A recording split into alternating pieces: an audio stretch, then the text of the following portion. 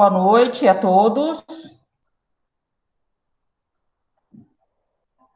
Boa noite. Boa noite, Roberta. Boa noite, Betina, tudo bem? Boa noite a todos.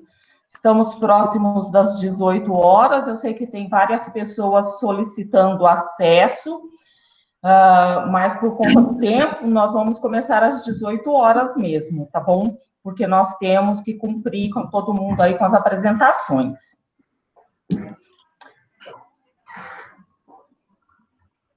Bom, hoje, então, nós vamos começar uma série de 2 apresentações que trará os projetos da chamada pública, que começou em 2017, com publicação do edital, que envolveu o CNPq, o Ministério da Ciência e Tecnologia, o IBAMA, né, o Ministério do Meio Ambiente por meio do IBAMA, e a Associação Abelha. Essa chamada pública, ela aprovou 9 projetos, por isso hoje nós teremos 5 apresentações, 4 projetos e também a apresentação de Ana Sade, que é hoje a diretora da Associação Abelha, e na próxima semana nós teremos os outros 5 projetos.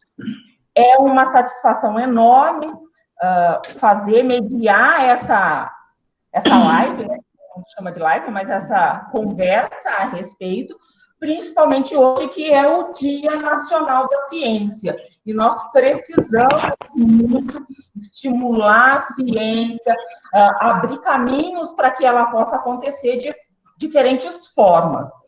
Essa chamada pública, ela foi um marco quando ela saiu, porque foi a primeira chamada pública que envolveu diferentes ministérios e o setor privado, e a tendência é que isso aconteça cada vez mais vezes. Nós temos o prazer de participarmos da primeira, porque o atual governo, ele estimula essas parcerias público-privadas para o desenvolvimento de pesquisas. Então, a tendência é que a gente aprenda com essa primeira que nós participamos, e que a gente efetive, realize mais parcerias e invista mais em ciência, tanto a parte do governo quanto essas parcerias. Então, é um prazer muito grande a gente poder falar disso e mostrar o que isso tem sido alcançado bem no Dia Nacional da Ciência. Antes de começar, eu só queria passar para a gente organizar como essa live vai ser conduzida. Então, nós gostaríamos de comunicar a todos que ela está sendo gravada, porque isso depois ela pode ser acessada. Nós recebemos muitos e-mails e mensagens de pessoas que não poderiam participar exatamente neste momento. Então, nossa ideia é gravar para depois ter isso disponível para outras pessoas que queiram assistir.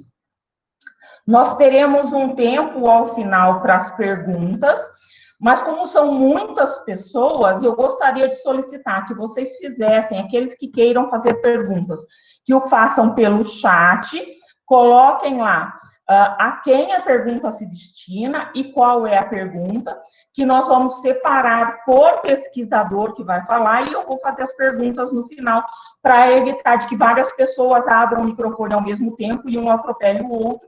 Assim, nós temos mais tempo para as respostas, tá?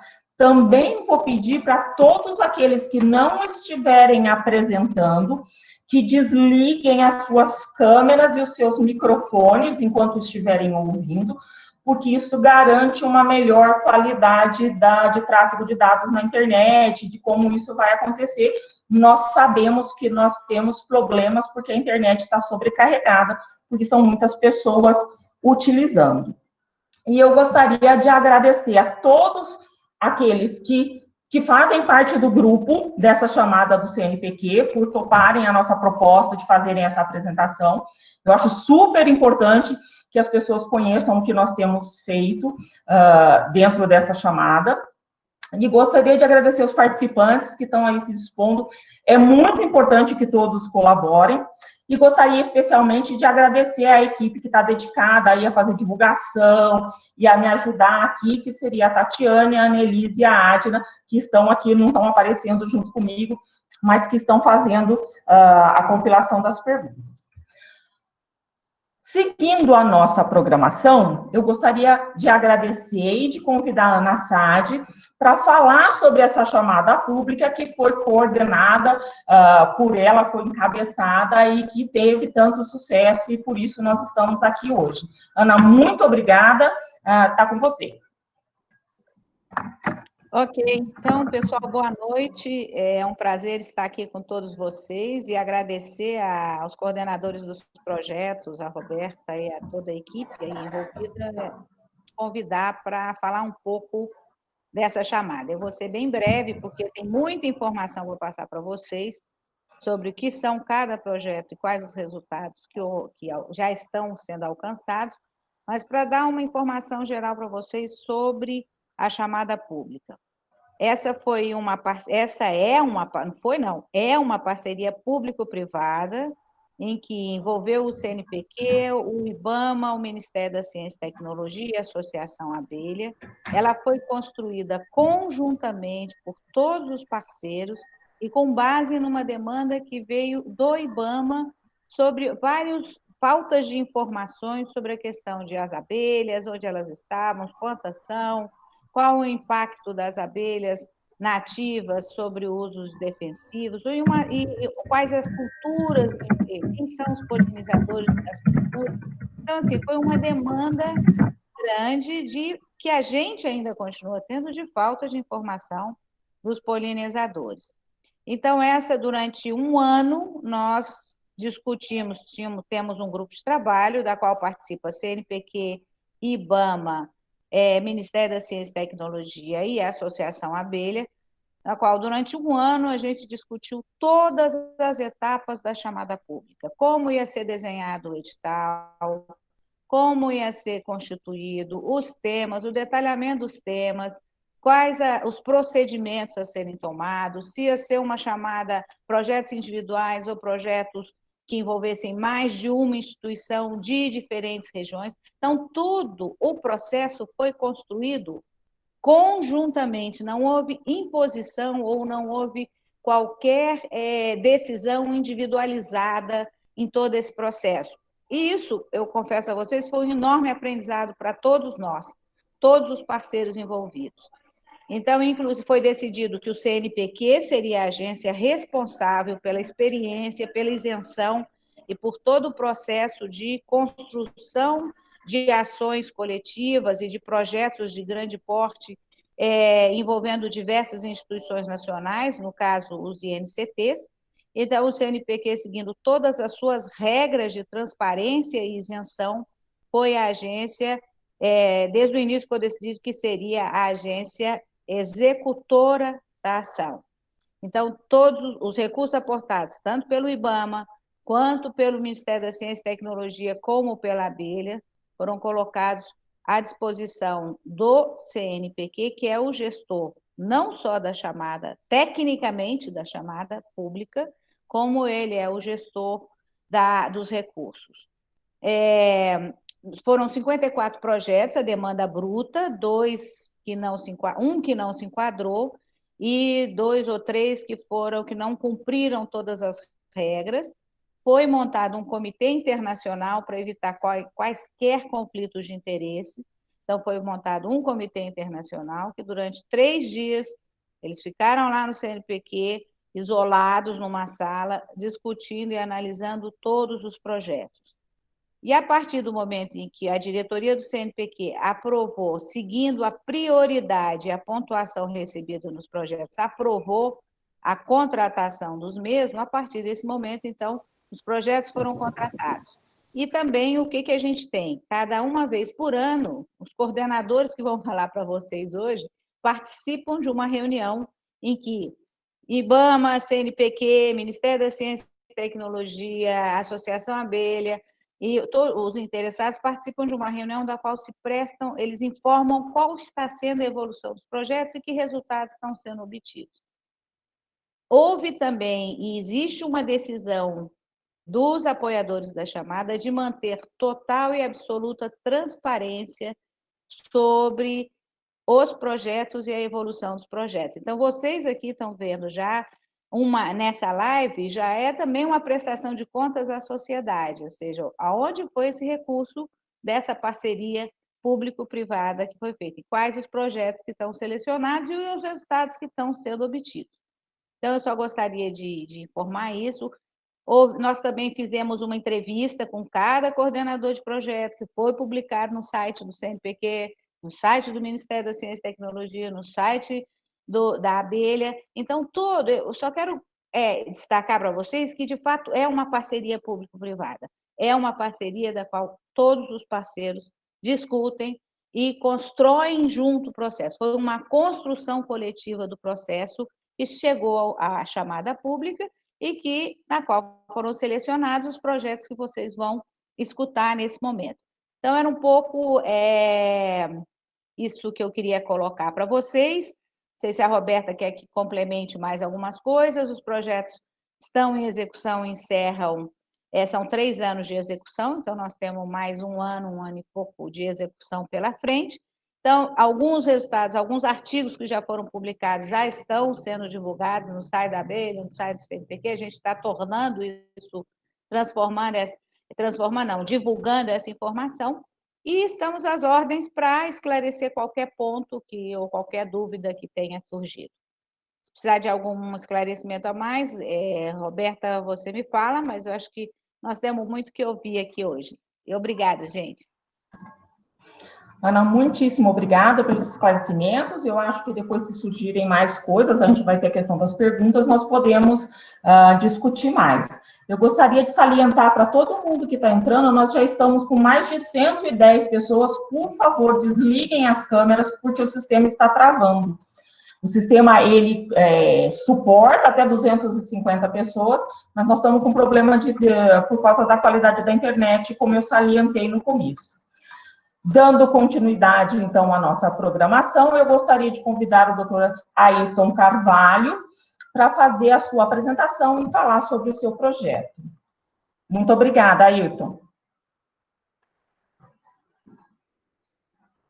Tem que abrir o microfone, está fechado. Aí, agora sim. Boa noite a todos. Vou iniciar aqui minha apresentação.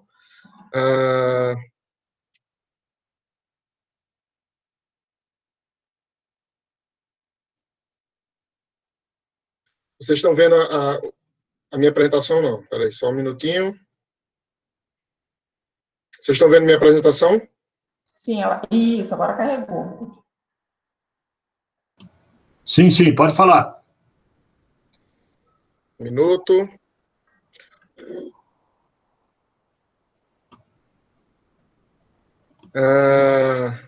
É um enorme prazer, né? A gente está aqui para conversar sobre o que a gente mais gosta de fazer, que é falar de abelhas, que são nossos bichinhos maravilhosos, que tão importantes para a natureza.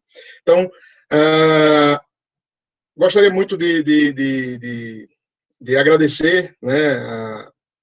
Eu vou falar só no nome da professora Ana Sade e da professora Roberta, agradecer pelo espaço para a gente estar conversando, né?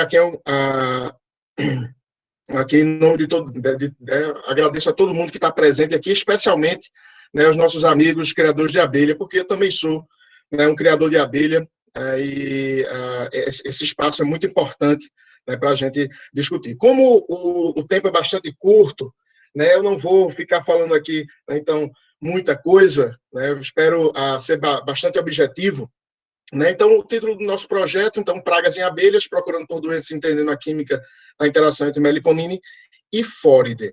Né, é um projeto multidisciplinar, na verdade, é um projeto grande, que conta com uma equipe bastante ampla, de 8 instituições nacionais e internacionais, né. Então, é uma parceria bastante interessante, né? E falar de ciência hoje é extremamente importante, porque hoje é o Dia Nacional da Ciência, né? E, às vezes,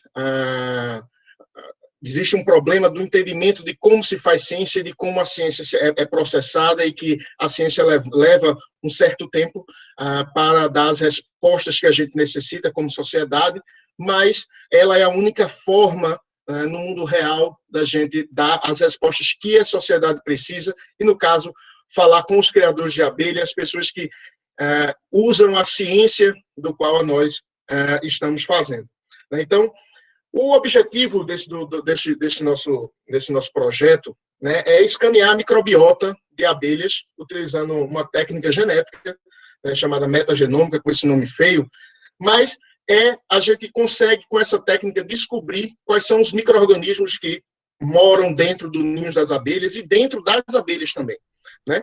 E o outro objetivo é analisar a ecologia química do mais importante parasita, ou cleptoparasita das abelhas, que são as mosquinhas ligeiras, né? Nossos famigerados forídeos, né? Para quem cria abelha, né, sem ferrão, o terror da meliponicultura. Né? Então, é um ponto bastante interessante. Já fazendo um jabazinho, por favor, depois que acabar a live aqui, então, nos sigam lá no Instagram, no grupo, no GIP Ciência, nós fazemos lives quinzenais, lá tem uma caixa de perguntas, que todo mundo pode fazer pergunta, e a gente responde na medida do possível todas as perguntas, tá? Então, o projeto tem uma quantidade muito grande de perguntas, né, a serem respondidas, mas eu selecionei algumas aqui, não vai dar tempo de falar sobre todas, mas para responder essas perguntas, a gente utiliza métodos e técnicas e formas de amostragens extremamente diversas e bastante complicadas, que não convém a gente ficar discutindo agora. Mas o mais importante que eu destaquei do que a gente tem feito, né, no nosso projeto. Então, nosso projeto tem, como eu falei, tem duas seções, a seção genômica, né, que é a parte de DNA, de genética, e a parte de ecologia química da interação entre essa mosquinha, né, a Pseudipocera kertésia, né. Então, essa mosquinha, ela precisa encontrar os ninhos, né, e a gente quer desvendar esse processo para a gente poder desenvolver uma armadilha que capture somente essa mosquinha, né. A outra pergunta importante: quais são os links ecológicos entre as moscas e a microbiota das abelhas sem ferrão? Né? Existem hipóteses a respeito disso. Qual é o status de doenças de Apis mellifera? Né? Então, a abelha do mel é a abelha mais bem conhecida. Né? Então, a gente já conhece algumas doenças de abelha de Apis, mas para a abelha sem ferrão a gente não conhece. Então, como é que também é um dos objetivos do nosso projeto? Qual é essa microbiota do ninho? Existe alguma relação com mortalidade de ninho ou não? E a questão do sistema imune das abelhas, né, de uma doença que acomete as abelhas sem ferrão lá no Rio Grande do Sul. Para quem é do Rio Grande do Sul sabe que a quadrifaciata lá no Rio Grande do Sul tem esse problema lá.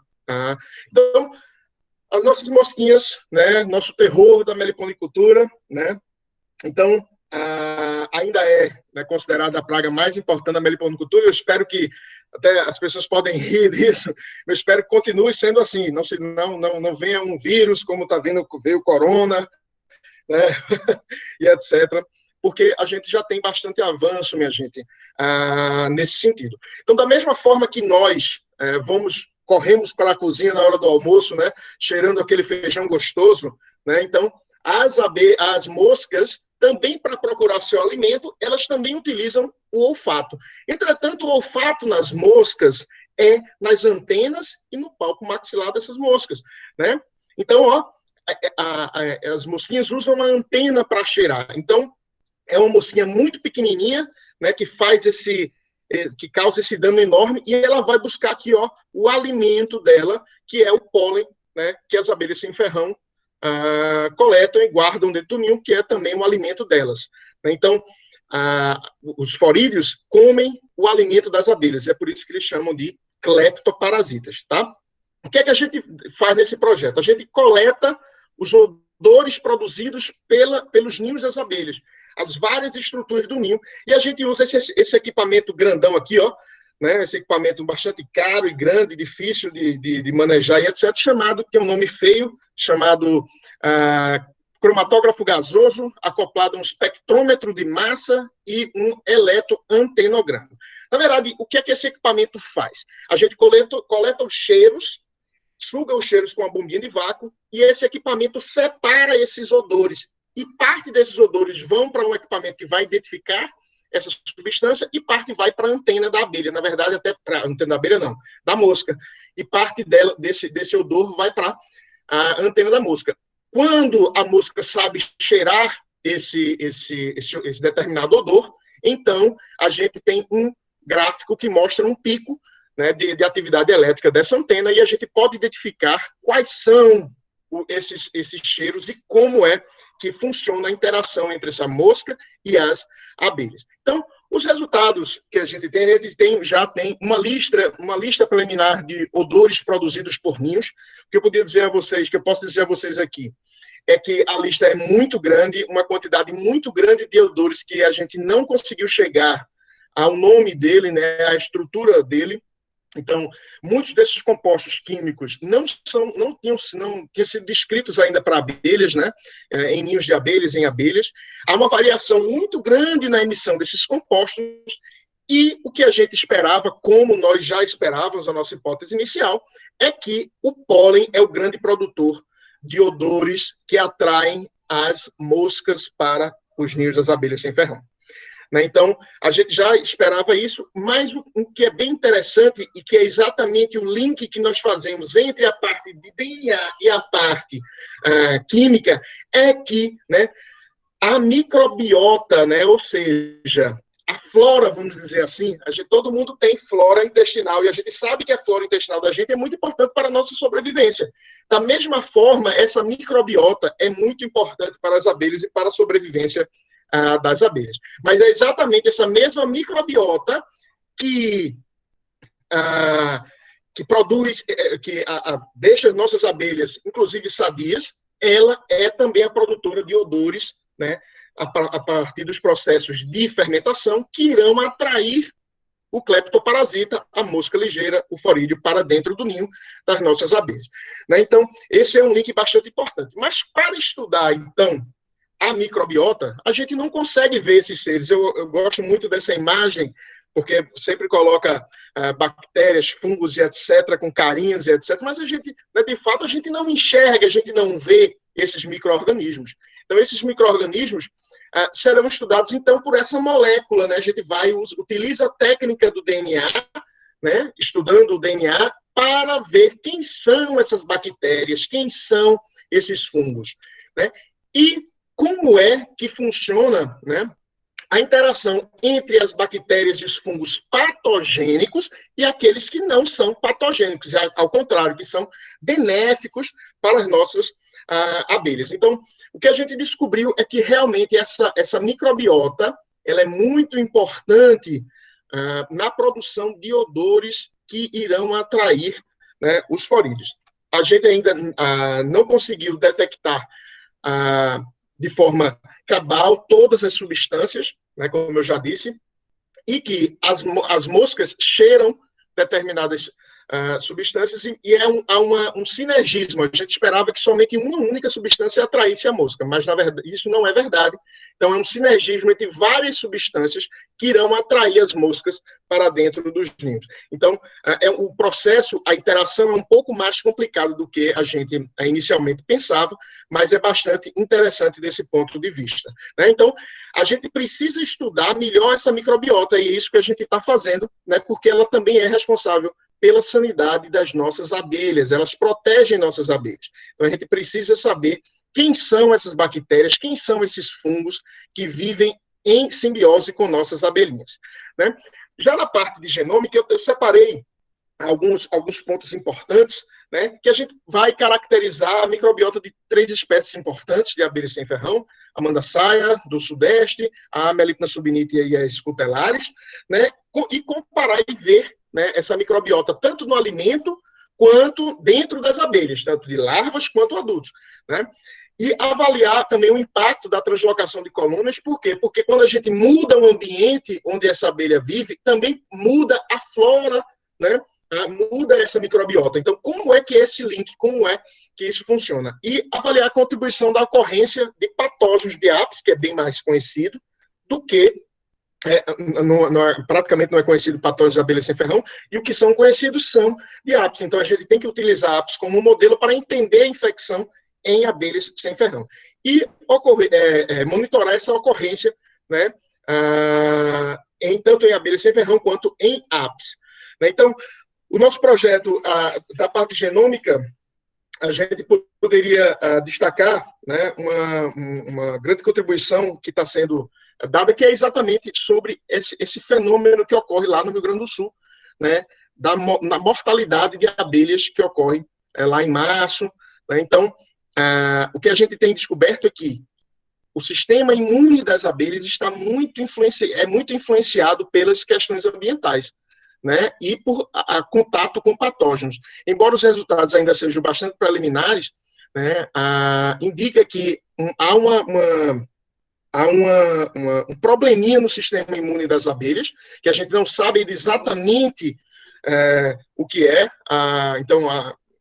e que afeta, de fato, a nossas abelhas e causa esse transtorno lá no Rio Grande do Sul. Tá certo? Eu gostaria muito de agradecer a todo mundo, não coloquei a foto de todo mundo, não deu, pode me escrever também no e-mail, né? Agradecer a todo mundo a foto de algumas pessoas que participam do projeto está aqui, né? Também fazendo o jabazinho também do GIP Ciência. Então, nos sigam no Instagram, GIP Ciência, nos sigam no Instagram, que vai ser bem legal, participem das nossas lives também. Um grande abraço, novamente, reiterando, hoje o Dia Nacional da Ciência, é muito importante que a gente converse de ciência, fale de ciência, sabendo que a ciência é a única forma que a gente vai resolver os problemas do mundo real. Um grande abraço a todos, e é isso. Muito obrigada, Ayrton.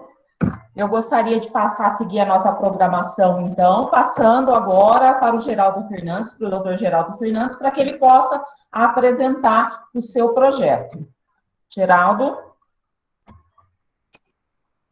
Antes do Geraldo estar conectando, por favor, quem está com a câmera ligada, desliguem a câmera para melhorar a qualidade da internet.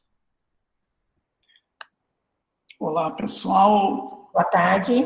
Boa tarde. Obrigada, Geraldo. Então, é um enorme prazer estar aqui com vocês, né? Parabéns, Ayrton, aí pela palestra, excelente. Então, vou tentar apresentar aqui, deixa eu ver se eu consigo manejar o entire screen. Não?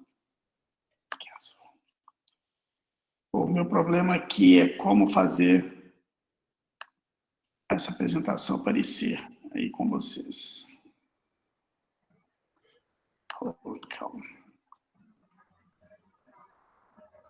Então, gente, como present a window a Chrome tab. Eu não estou encontrando o local aqui, gente, para onde eu consigo. Geraldo, oi? Só um minuto. Olha lá, a Adna vai te orientar, porque é a minha assistente. Ela é bióloga, ela trabalha com abelhas, mas entende dessa parte de informática como ninguém. Adna, por favor. Perfeito. Professor, você pode entrar no Google Meets mesmo, a parte apresentar agora. Present now, ok. Tem a Chrome tab, Window e o seu entire screen, your entire screen. Sua tela. Coloca a tela inteira, que daí o senhor escolhe lá no PowerPoint ou no PDF, que fica mais fácil para poder... Ok. Perfeito. Então, vamos ver se aparece aí agora para vocês. Senão a gente fica muito atrasado, né? Apareceu? Não, ainda não carregou. Não? No meu está mostrando toda a tela, toda a apresentação. Tenta de novo, outra vez. O do Ayrton também, na hora que ele tentou no teste, não deu certo, mas depois ele fez de novo e foi.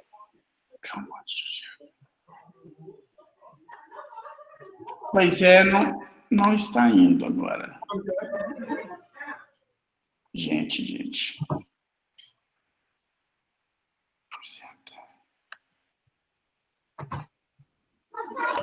Muito bem. Report a problem. Não. Geraldo, quer compartilhar? O arquivo é muito pesado? Se você compartilhar com a Adna, ela põe na tela para você. Ok, deixa eu tentar ver com essa janela. Não, tá. Não dá. ela não está habilitando a apresentação, tá? Assim, apresente agora, mas ela não divide. Então, eu envio para quem? Para a Adna mesmo. Eu vou colocar o meu e-mail aqui, o senhor envia por e-mail, pode ser? Fica mais fácil. Perfeito. Ok, Adna, desculpa aí, gente, mas... Enquanto isso, eu gostaria de salientar, não se esqueçam, quem quiser fazer perguntas, coloquem as perguntas no chat aqui, e para quem vocês querem perguntar, que aí no final eu vou passar as perguntas para cada um dos apresentadores. Ok, Adna, deixa eu ver aqui. Já manda essa apresentação, vamos lá, ok.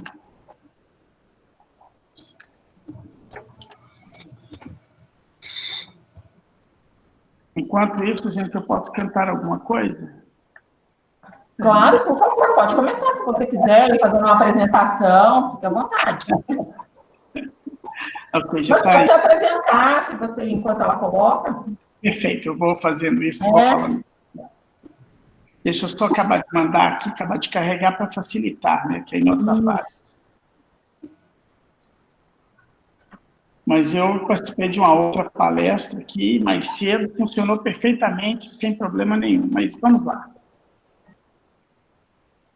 Então, perfeito, gente. Enquanto não aparece, aí eu posso falar. Então, meu nome é Geraldo Wilson Fernandes, eu sou aqui da UFMG, né?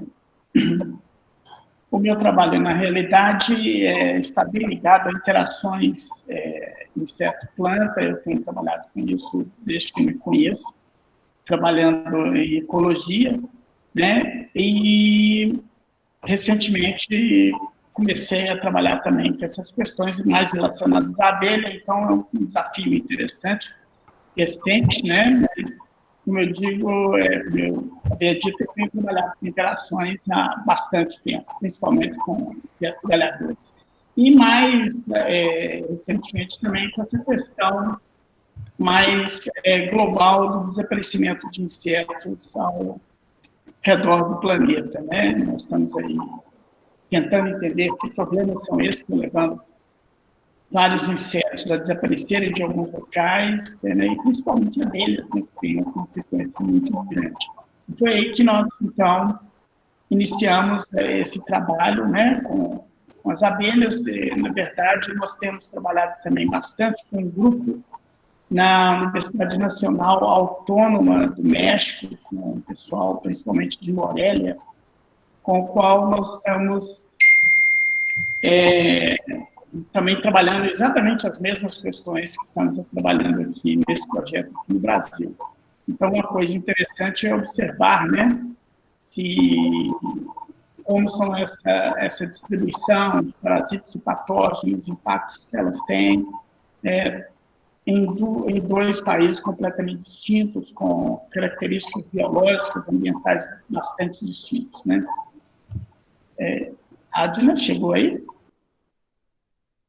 Chegou, tá? Tô colocando, só um minutinho. Ah, ok, ótimo. Então, aproveitar também e falar sobre ciência, né? O que foi falado, então, aí é super certo. Sem ciência não tem como, não tem a menor possibilidade de resolvermos nossos problemas sem ciência. E uma coisa que é muito importante lembrar hoje também é que no Brasil tem cientista, né? Muita gente pensa, né, o público leigo, de modo geral, pensa que cientista só existe lá nos Estados Unidos, na Europa, quando, na verdade, nós temos cientistas brilhantes aqui no país, né, na América do Sul toda, né? E nós precisamos dar um passo a mais, na verdade, né, e nos mostrarmos. E eu acho que essa forma agora com esses lives são espetaculares, né? E bastante oportunas, claro, porque com essa coisa do distanciamento é um problema enorme. O Adna, pode botar fogo aí, que eu estou atrasando a turma, né? E aí você, por favor, peça para ela trocar o slide para você passar. Ah, ok, é mesmo, é verdade. Então... Você está compartilhando? Tá, mas não está no modo apresentação. Tá.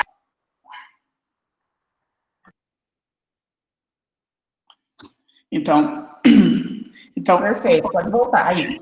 Ok, vamos lá, gente. Eu vou tentar ser mais rápido, por causa do tempo perdido. Muito bem. A proposta nossa chama-se Gatilhos do Declínio de Abelhas no Brasil, Microsensores, Metagenômica e Ecologia da Paisagem. Próximo.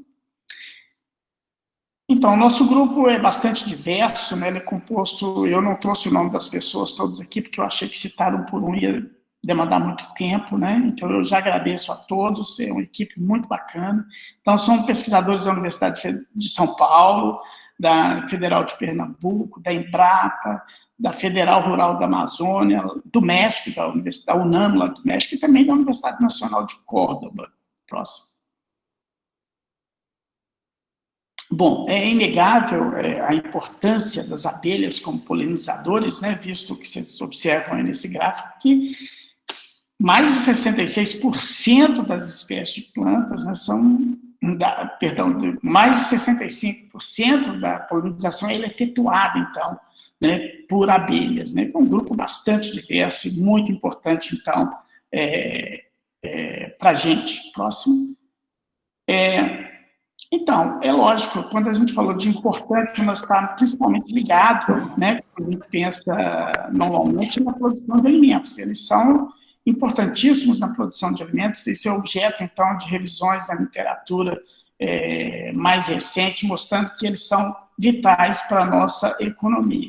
E quando a gente também, mas a gente muitas vezes esquece da importância deles, né, para as plantas que estão lá no meio selvagem, lá no meio ambiente, lá nas florestas, nos campos e savanas, né? Então, são cerca de 350 mil plantas com flores no mundo e 90% delas dependem da polinização, né? E muitas dessas plantas estão ameaçadas de extinção. E sem as abelhas estariam já desaparecendo. Então, elas são muito importantes nesse aspecto também da conservação. Um aspecto geralmente negligenciado, mas que tende a ser mais levantado na atualidade. Próximo.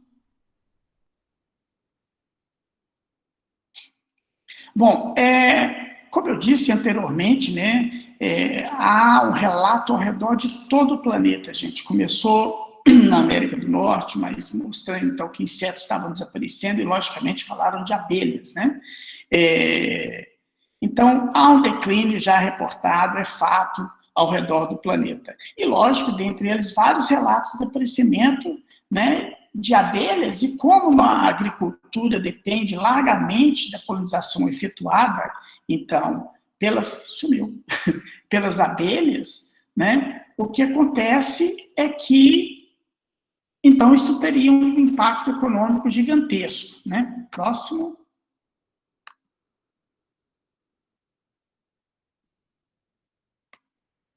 Gente, pode passar o próximo, Adina, por favor. Acho que Geraldo, agora não foi um problema seu. Agora, alguém que está na live compartilhou a própria tela, por isso que a sua diminuiu. Por favor, a Adina está tentando restabelecer. Okay. Pessoal, não façam nenhuma ação durante a apresentação, porque interfere aqui na apresentação dos slides. Ok.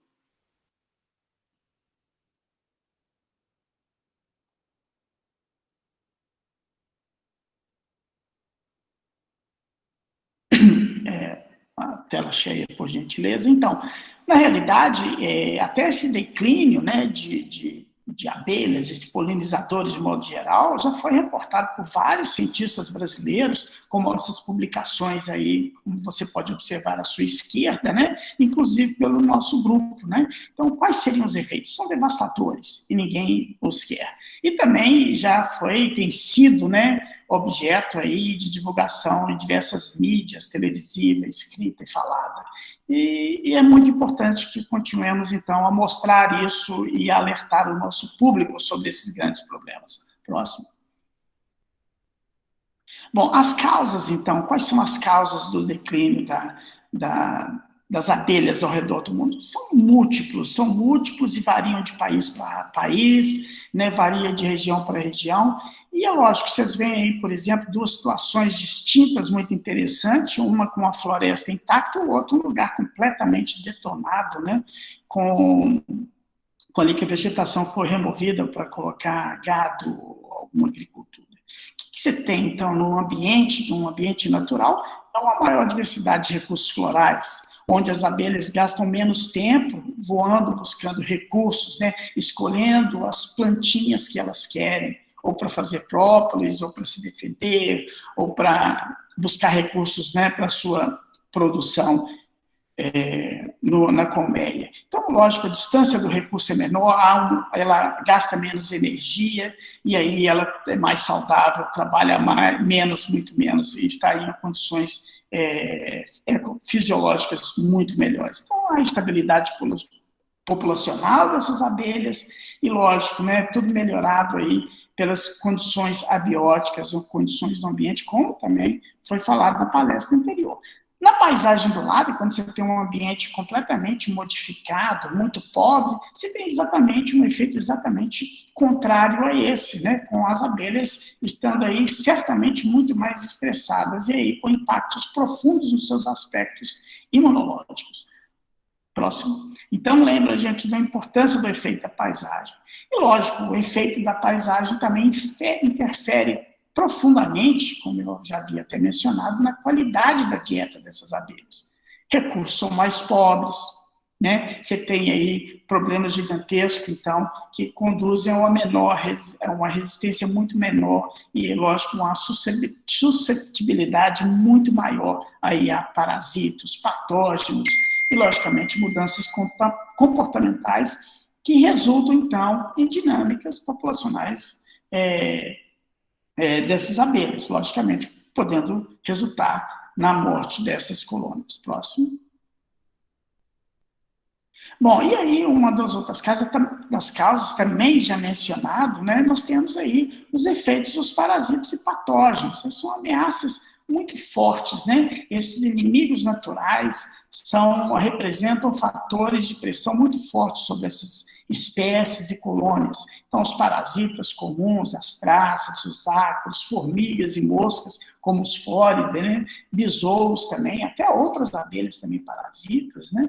E tem os patógenos, fungos, protozoários, vírus, além disso, uma série de bactérias importantes, né? E, logicamente, isso tudo, então, varia de acordo com aquele ambiente no qual essas colmeias estão instaladas ou onde estão esses ninhos de abelhas. Próximo.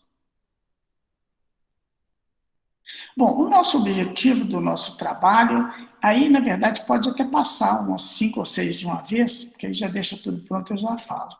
Bom, então, nós temos aí... Obrigada. Então, nós temos, então, nosso trabalho foca na ecologia da paisagem, na importância da ecologia da paisagem para a saúde dessas colônias, dessas espécies de abelhas, né, a apis e as abelhas sem ferrão. Estamos trabalhando com os recursos florais em cada paisagem, também com essa metagenômica do pólen, que é uma coisa legal, nós podemos trabalhar em conjunto também, que é um aspecto muito bacana. Estamos analisando a qualidade nutricional do pólen, também trabalhando com a identificação de parasitos e patógenos e avaliando, então, a resistência às doenças e parasitas nesse nosso projeto, que tem um aspecto mais, como eu diria, mais amplo geograficamente. Próximo. Então, o nosso projeto, ele foca em 3 regiões geográficas do Brasil, o Nordeste, o Sudeste e o Centro-Oeste. Em cada lugar, estamos trabalhando com 15 localidades, 5 em cada uma, em 2 ambientes distintos, quando possível, gente. Às vezes não tem sido complicado. Em área natural, que são as nossas áreas de referência, e também em áreas manejadas. Próximo.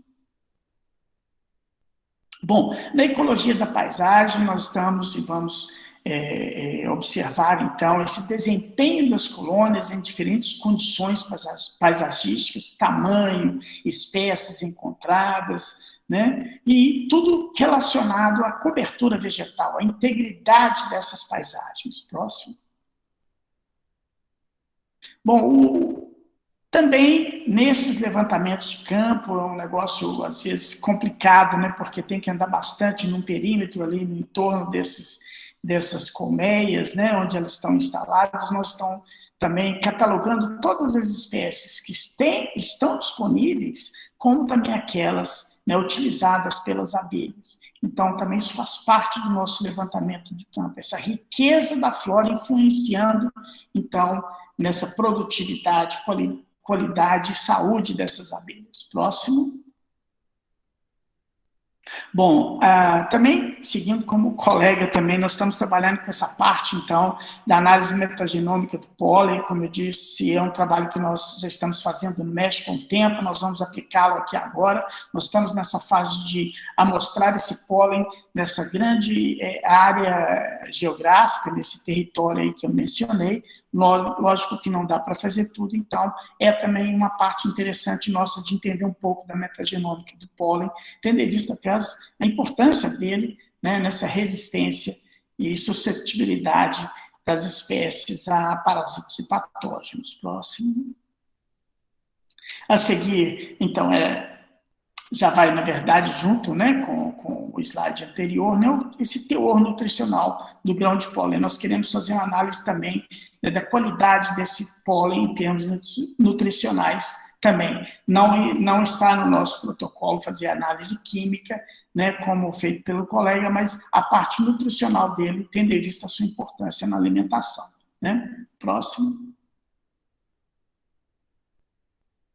Pode passar. Sim.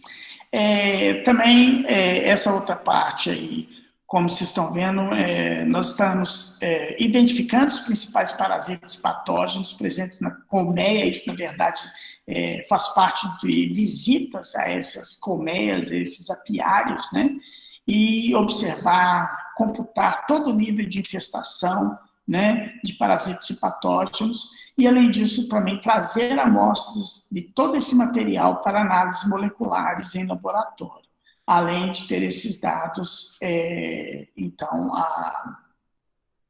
computados de acordo com as estações do ano, de acordo com a região geográfica. Isso tudo será objeto, então, da montagem de uma figura maior para entender como variam, então, parasitas patógenos, né, dependendo de espécie, dependendo da localidade, dependendo da ecologia de paisagem. Próximo. Bom, uma outra parte do projeto, então, ela está centrada nessas respostas imunológicas, né, dessas espécies, a esses parasitas patógenos. Também uma parte do projeto foca nesse comportamento higiênico, na verdade, correlaciona com raças de abelhas, com espécies de abelhas, com a estrutura ambiental, tentando encontrar um caminho para saber se existe algum mecanismo responsável aí, ou que influencia esse comportamento das abelhas de limpar essas colmeias. E, logicamente, uma coisa que nós temos trabalhado bastante mais recentemente é com essa questão da produção de própolis, né, e principalmente aqui em Minas Gerais, no caso nosso aqui é do própolis verde. Próximo. Bom, essa parte da dieta pelos nossos colegas da USP que estão trabalhando, né, com a dieta, né, de própolis, né, para aumentar a resistência a doenças. É um trabalho que já tem, na verdade, vem sendo produzido há algum tempo. Então, nosso trabalho também foca na eficiência do própolis, nessa resistência diferencial de colmeias que estão em ambientes próximos a áreas degradadas ou não degradadas, ou áreas com maior ou menor utilização, e, logicamente, nas áreas de referência. Próximo.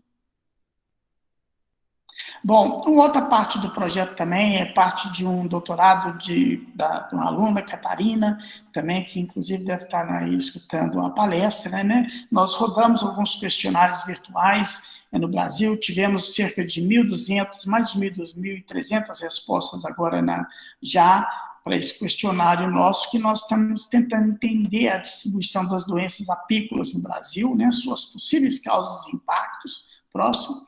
Esse trabalho está em andamento, como eu disse, é parte de um doutorado. Vocês estão vendo aí, então, a distribuição, né, das respostas que nós tivemos no Brasil, de apicultores, né, e aqueles também que trabalham com abelhas, então, sem ferral. Melino... Engasguei, gente. Com o pessoal que trabalha com melinocultura. Próximo, por favor. Bom, perdão. Então, nós temos, então, já alguns dados, nós sabemos que essa perda de colmeia gira em torno no apicultor, né, em cerca de 18%, 19%.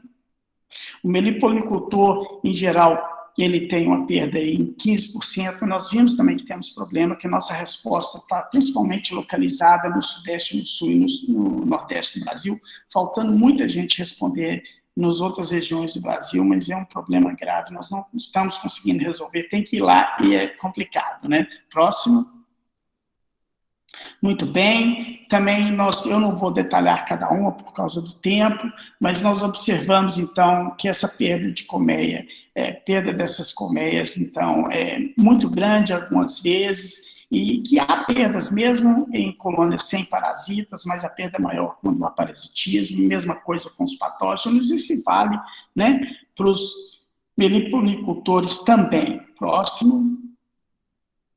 Bom, essa distribuição, né, de parasitas e patógenos, né, foi um gráfico que ficou pronto hoje, mas vocês veem como é que estão nossas respostas aí. Nós dividimos, então, a distribuição de parasitas e patógenos por cada parasita e também patógeno, e os sintomas também observados. E, logicamente, nós vamos agora, através de alguns programas mais sofisticados, tentar entender se há relação entre causa e efeito entre um e outro. Próximo. Bom, e por último, gente, eu preciso terminar, né? Nós estamos fazendo uma revisão global, né, dos parasitas patógenos do Brasil, né, e tentando identificar e avaliar a distribuição deles no nosso território. Próximo. Então, já foram coletados uma grande quantidade de estudos, nós estamos revisando tudo, a maior resposta está em São Paulo e Minas Gerais. Próximo. Nós observamos que, lógico, a maior parte dos estudos é com apis mellifera, né, uma quantidade significativa maior dos estudos, mas tem outros sobre cíntris, tetrapédia, melipona também, mas em menor quantidade. Próximo. Quer dizer, há necessidade de estudos mais dessas outras espécies. Também, a maior parte dos estudos é com invertebrados. Próximo. Pouco relativamente com os patógenos. A maior parte dos estudos também reporta sobre ácaros, né, nessas colônias. Isso foram 308 estudos. Então, o estudo segue nesse sentido de analisar e entender melhor, para a gente ter uma figura maior e depois traçar algumas metas para estudar em detalhe algumas questões. Próximo. Bom, eu acho que era isso, gente. Eu tive que correr, porque eu já tinha tomado muito tempo com o desastre aí do início. Mas muito obrigado a todos por estarem ouvindo, então. Muito obrigada, Geraldo, por sua apresentação. Eu gostaria de passar, então, para a próxima apresentação na nossa programação, que é do Dr. Eduardo Almeida. Eduardo, por favor. Muito obrigada. Olá, Roberta. Muito obrigado. Eu que agradeço essa oportunidade de estar aqui, agradeço a Abelha, né, na pessoa da Massad, a você por fazer essa organização, e é uma satisfação, obviamente, estar aqui presente ao lado de colegas admiráveis, de estudantes, de pessoas interessadas em abelhas, de várias áreas, é realmente algo muito bom. A gente está vivendo uma época terrível, né, numa pandemia, mas eu acho que a gente tem que, às vezes, fazer uma limonada quando a gente tem os limões, né? E nós estamos fazendo isso com esse período de isolamento, e essa live, ela está trazendo para próximo uns dos outros, né, pessoas que estariam muito distantes e que a gente não teria essa chance de se encontrar para falar desses assuntos que são tão caros a nós. Então, sem mais delongas, eu gostaria, então, de tentar fazer a apresentação, uma tarefa que parece que está sendo difícil. Vamos ver se dá certo aqui.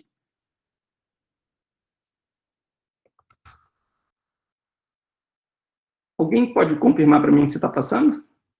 Por favor. Sim. Perfeito, muito obrigado. Então, o projeto que eu vou trazer para vocês é um projeto do qual eu sou coordenador, né, dentro dessa chamada, né, descrita pela Ana mais cedo. Ele tem esse nome bastante complicado, né? Consolidação da infraestrutura de dados abertos sobre a diversidade das abelhas nativas do Brasil. E esse projeto, de uma linguagem um pouco mais simples, é uma tentativa de aumentar conhecimento sobre a diversidade das abelhas brasileiras. Então, basicamente, qualquer pergunta que nós fizermos, ela depende desse conhecimento básico sobre quais são as espécies, onde elas se encontram, e esse projeto, então, ele vai tentar melhorar esse conhecimento básico sobre o que nós sabemos sobre as abelhas nativas no Brasil. São 3 subprojetos que a gente pode imaginar, são 3 componentes principais que fazem esse grande objetivo. O primeiro é uma atualização e expansão dos dados de ocorrências de abelhas na rede SpeciesLink. Então, SpeciesLink, para quem conhece, não preciso descrever, mas como nós temos um público bastante amplo aqui assistindo, em linhas gerais, o SpeciesLink é uma plataforma aberta, mantida pelo CRIA, eu vou descrever o que é o CRIA daqui a pouco, que tem informações sobre a ocorrência das espécies em várias partes do mundo, mas o nosso interesse é aqui no Brasil, né? Então, dados provenientes de estudos científicos, de coleções científicas, eles vão abastecer esse enorme banco de dados para nos dar, então, esse conhecimento refinado sobre o que é a diversidade. O segundo objetivo, também um conhecido já de longa data, basicamente qualquer pesquisador de abelhas no Brasil, é o catálogo de abelhas Moore, o catálogo das abelhas neotropicais. Esse catálogo, ele se tornou público, né, foi publicado, se tornou público a partir da década de 2000, e nosso objetivo aqui é fazer a segunda grande atualização desse recurso. E eu vou falar um pouco mais sobre ele daqui a pouco também. E o terceiro é o desenvolvimento de uma plataforma nova de informações sobre diversidade das abelhas, chamado Sistema Lacunas. Então, vamos lá. Como vocês já perceberam, né, os projetos que compõem essa chamada, eles são iniciativas que formam essas redes formadas por várias instituições, e aqui eu estou destacando, então, classes de instituições, não estão todos aqui, não estão as pessoas listadas, porque também é uma lista bastante extensa, mas, de modo geral, como pode ser visto aqui do lado direito da tela, nós temos o CRIA, né, que é o Centro de Referência em Informação Ambiental, né, então é uma organização que se presta a organizar informações científicas a respeito da biodiversidade. Então, é representado na pessoa da Dora Canhos, que tem sido uma pessoa importantíssima no desenvolvimento desse projeto, e o CRIA é essa organização que mantém essa plataforma SpeciesLink. Nós temos as universidades, e aqui eu listo apenas 2, mas são várias, como eu vou mostrar daqui a pouco.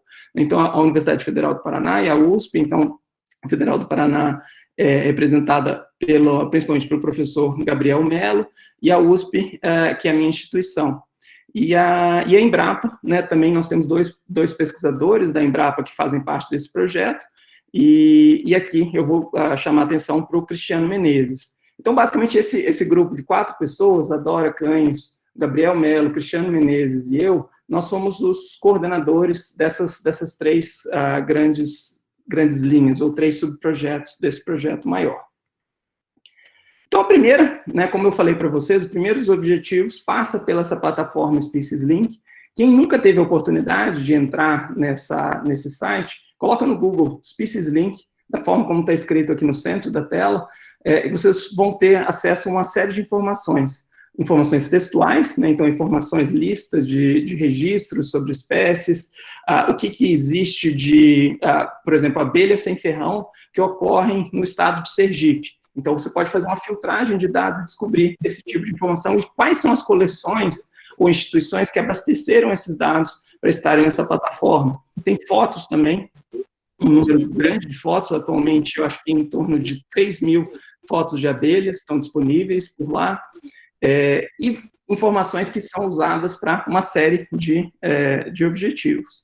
Então, esses dados que vêm das coleções que abastecem uma plataforma como o SpeciesLink, eles representam décadas e às vezes séculos de coletas, que são dados únicos, né? Então, cada indivíduo, cada espécime coletado na natureza, ele vai ter uma história. São histórias que muitas vezes hoje estão apagadas porque foram coletadas em áreas degradadas, onde não existe mais a vegetação que permitia uma espécie, uma centena de espécies ocorrerem naquela região.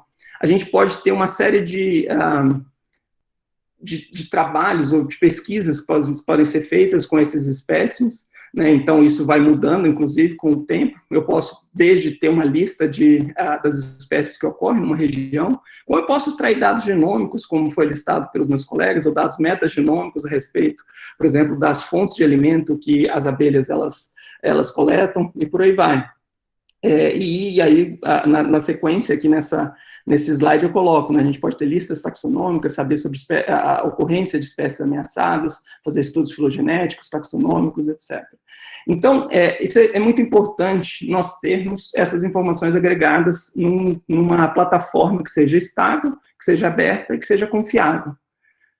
O que é o trabalho de conhecer a diversidade das abelhas? Tudo começa coletando, indo para o campo, né, como o professor Geraldo Wilson Fernandes comentou agora há pouco, você tem que ir em várias partes do Brasil, muitas vezes do mundo, você vai fazer coletas no campo, pega a sua rede, vai ter métodos de armadilha para coletar, você pode coletar os espécimes, pode coletar também informações a respeito dos espécimes, por exemplo, fotografias, como essa mostrando aqui a entrada de um ninho de uma abelha sem ferrão, e depois esse material é levado para processamento dentro de um laboratório.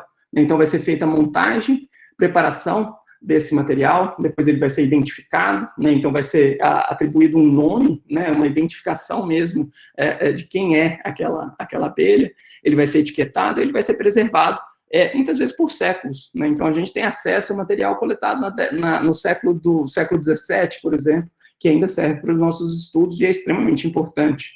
Então, se eu olho para esse espécime, que está aqui no alfinete, apontado com uma seta vermelha, eu posso ter uma série de informações adicionais que vão ser disponibilizadas para um sistema como esse do Species Link. Então, aqui eu tenho imagens em alta resolução desse espécime, eu vou ter imagens das etiquetas que estão associadas a esse espécime, que trazem, então, informações importantes sobre quem coletou, onde coletou, quando coletou, e, no caso, esse aqui é bastante especial, esse é o holótipo, então, esse é o exemplar mais importante que serve para associação do nome dessa espécie, Camargoia nordestina, ao que seria a entidade biológica. E tudo isso pode ser estruturado num banco de dados, aqui mostrando, então, uma planilha Excel, que depois vai alimentar essa plataforma Species Link. Então, se vocês entrarem no Species Link e procurarem por espécimes dessa espécie Camargoia nordestina, essas fotos estão disponíveis lá para consulta. Então, essa é a ideia, de nós tornarmos público, e de uma forma muito simples, né, o que seria informação útil para uma série de pesquisas e tornar essas coleções cada vez mais acessíveis e valiosas para quem tiver interesse de fazer uma pesquisa desse tipo. Até o início desse projeto, no Brasil, nós tínhamos 12 coleções que abasteciam, então, com informações o Species Link. Dessas 12, 3 coleções participam do projeto nesse momento e abastecem com novos dados a plataforma Species Link. Então, a coleção entomológica Mouri, da Federal do Paraná, então, 2 pesquisadores têm feito esse trabalho, coordenado esse trabalho por lá, então, o professor Gabriel Mello, o professor Rodrigo Gonçalves. A coleção de abelhas da PUC do Rio Grande do Sul, no Museu de Ciências e Tecnologia, então, a professora Bettina Borstein, e a coleção entomológica professor Camargo, da USP de Ribeirão Preto, a qual eu sou responsável como curador. E além dessas 12 coleções, nós temos 3 coleções que passaram, então, também a abastecer com informações a plataforma Species Link. Então, a coleção entomológica do Departamento de Zoologia da Universidade de Brasília, representada pelo professor Antônio Aguiar, a coleção entomológica da Embrapa, Amazônia Oriental, representada pela professora Márcia Maués, e a coleção de Menóptera do Museu da Biodiversidade da Universidade Federal de Grande Dourados, com a coordenação do professor Rogério Silvestre. Então, para dar uma ideia do quanto, da importância de um projeto como esse para aumentar a quantidade de dados disponibilizados, até o final do ano passado, o número de registros, então, o número de pontos de informação que existiam vindos, né, provenientes de coleções brasileiras, já tinha aumentado quase 50% em relação ao que existia antes do início desse projeto. Então, um aumento muito expressivo. Quando a gente pensa no número de imagens que foram incluídas na Species Link depois do início do projeto, isso mais que dobrou. Então, foi em torno de 1.000 para mais de 3 mil, e isso vai aumentar ainda até o final desse projeto. Então, os resultados são extremamente importantes, já aos poucos, né, dando acesso a cada vez mais informações. Bom, o segundo grande objetivo é essa atualização do catálogo de abelhas Moure, o catálogo das abelhas neotropicais. Ele recebe o nome Moure, né, porque isso foi começado pela obra de um pesquisador que teve uma importância gigantesca para o conhecimento sobre as abelhas da região neotropical, que foi o Padre Moure. Então, ele começou sua carreira no início na primeira metade do século XX, né, e fazendo anotações que eram pessoais sobre a diversidade das abelhas. Isso foi um catálogo pessoal que na década de 2000 se tornou público, lançado num catálogo impresso, que depois também teve seu lançamento como uma ferramenta online. Teve uma atualização em 2013, e nós esperamos que no próximo ano nós temos mais nós possamos concluir essa nova atualização, né? Isso é um trabalho com um mérito enorme, que eu devo destacar, do professor Gabriel Mello, né, que desde a primeira edição vem sendo o principal coordenador responsável por esse trabalho incrível. E o que nós vamos ganhar com essa atualização? Bom, algumas melhorias, né, na qualidade de dados, refinamento dos dados. Se tudo der certo, nós, em vez de termos dados a respeito dos estados, nós vamos ter os dados por municípios. Então, dá um exemplo para vocês. Então, aqui, plebeia remota, né, é uma espécie que ocorre em vários estados brasileiros, províncias da Bolívia, né, mostrados aqui nesse mapa. Em vez de a gente saber que ela ocorre no estado de Minas Gerais, com esse refinamento das informações, nós vamos poder saber em quais municípios e qual parte do estado de Minas Gerais essa espécie tem registros. Tá? E, além disso, também a inclusão de várias espécies que foram descritas desde 2011, né, quando foi feita a última grande atualização. Então, provavelmente vão ser em torno de 500 novas espécies, novos gêneros e atualizações da taxonomia dessas abelhas. Para quem trabalha com abelhas, eu volto a chamar a atenção disso. Isso aqui é um recurso inestimável pela quantidade de informações úteis que isso agrega, que essa plataforma que é o catálogo Moure. E, por fim, mas não menos importante, eu chamo a atenção para o sistema Lacunas. Então, esse é um sistema que não existia para abelhas, né, ele também é coordenado pelo CRIA, ele existia para a flora e para os fungos, né, e teve um sucesso muito grande. E ele já, desde o ano passado, se eu não me engano, já está numa primeira versão disponível online, então ele está aberto para consultas, e a ideia é que sejam cruzados os dados taxonômicos, né, então informações presentes principalmente no catálogo Moure, com as informações do Species Link, para a gente saber onde é que se encontram as grandes lacunas de conhecimento e lacunas de coleta a respeito das abelhas, das suas distribuições espaciais, principalmente.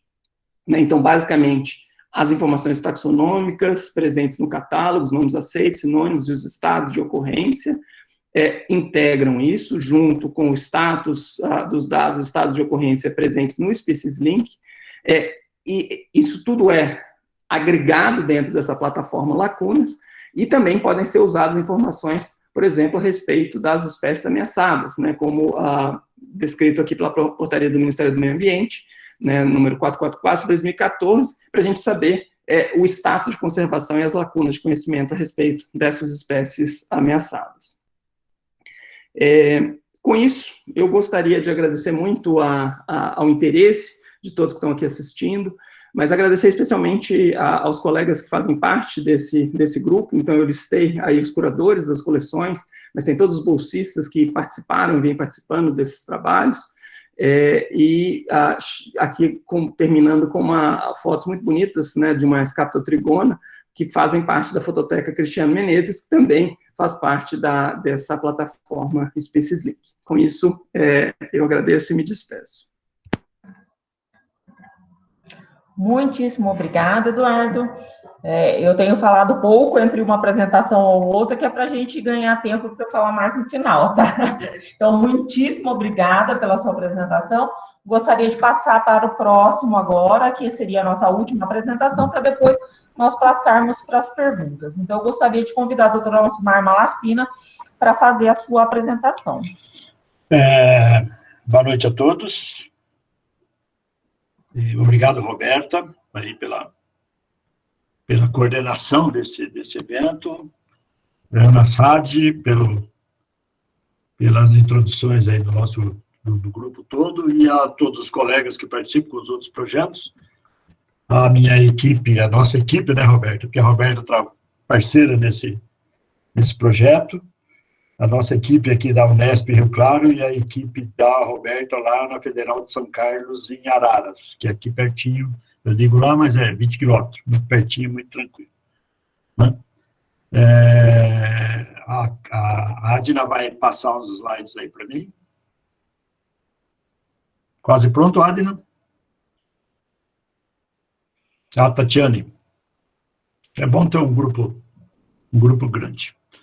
Bom, nossa apresentação, nosso projeto, ele envolve a questão da avaliação de risco aos agrotóxicos, né? E ele é bem voltado para as nossas abelhas sociais brasileiras, mas principalmente para as abelhas sem ferrão, né? Porque essa avaliação de risco sempre existiu na Europa, nos Estados Unidos, e sempre foi baseada com APS, né? E aqui no Brasil nós não tínhamos uma avaliação de risco semelhante ao que eles têm lá, né? E que foi estabelecida em uma legislação de 2017 que eu vou mostrar. Próximo. Então, só aqui, os coordenadores sou eu, a Roberta e a Thaisa, tá? Bem, nós temos todo mundo, a maioria que trabalha com abelha aqui sabe disso, nós temos uma grande diversidade, né, de abelhas, a nossa biodiversidade é imensa, nós chegamos aí dessas abelhas sem ferrão, chegamos a 300, 400 espécies, né, e se a gente for contar também as abelhas solitárias, vão chegar aí provavelmente a 3.000 espécies. A gente pretende depois expandir esse projeto também para abelhas solitárias, mas não é o foco desse projeto no momento. Esse projeto no momento são as abelhas sem ferrão, né? Próximo. Bem, qual a ideia do projeto? Como eu disse, nós temos os protocolos, né, pela OECD, são estabelecidos para a abelha apis, né?